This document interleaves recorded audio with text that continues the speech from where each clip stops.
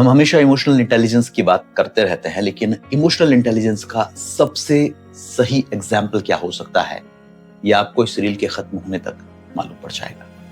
बीते दिनों में मुंबई में एक बहुत बड़ी सेलिब्रिटी के घर पर था और वहां मैंने लगभग 2 घंटे तक उनके साथ डिस्कशन किया, बातचीत की, और इस दौरान जिक्र हुआ श्री अमिताभ बच्चन का।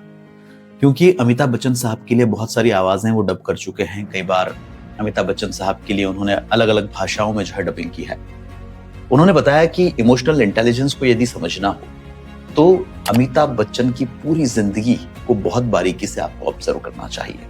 एक दौर था जब अमिताभ बच्चन अपनी कंपनी एबी कॉर्प के डूब जाने के कारण बहुत ज्यादा घाटे में चले गए थे और लगभग 100 करोड़ रुपए का उनके ऊपर कर्ज था। एक ऐसा समय जब अमिताभ बच्चन को पार्टियों में लोग इनवाइट करते थे तो उनके बारे में अलग अलग तरह की बातें होती थी।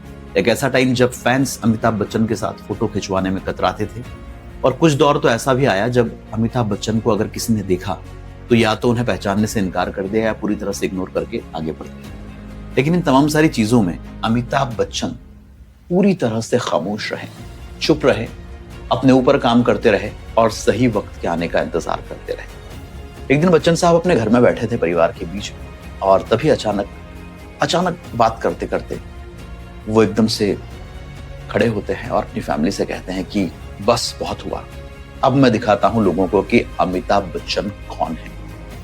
उसके बाद वो सीधे वहां से यश चोपड़ा के दफ्तर जाते हैं। उनसे कहते हैं कि यश जी, मुझे एक बेहतर काम की तलाश है, आप मुझे काम दीजिए। यश चोपड़ा उन्हें अपनी फिल्म मोहब्बतें में कास्ट करते हैं। इसके बाद उनके पास कौन बनेगा करोड़पति का ऑप्शन आता है। कौन बनेगा करोड़पति को होस्ट करने के लिए जब प्रस्ताव उनके सामने होता है तो वो बिना देर किए उससे हाँ कर देते हैं। इसके बाद मीडिया में तमाम तरह की बातें भी होती है कि फिल्म जगत का इतना बड़ा सुपरस्टार अब देखिए टीवी पर भीख मांगेगा अपने काम के लिए, अब देखिए वो टीवी पर अपना गुजारा करने के लिए आ रहे हैं। तमाम सारी चीजें होती है, लेकिन बच्चन साहब का कोई रिएक्शन नहीं आता है।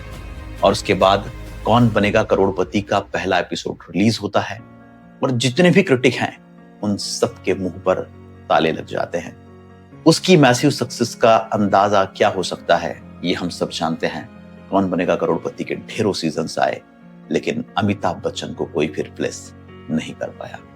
इमोशनल इंटेलिजेंस लोग जो होते हैं ना, वो अपने काम से जवाब देते हैं। वो धीरे धीरे एफर्ट्स डालते हैं, वो सही समय के आने का इंतजार करते हैं, और वो दुनिया को सफाई नहीं देते, वो दुनिया को अपने रिजल्ट्स दिखाते हैं, जिसके बाद दुनिया उन्हें सुपरस्टार मानती है।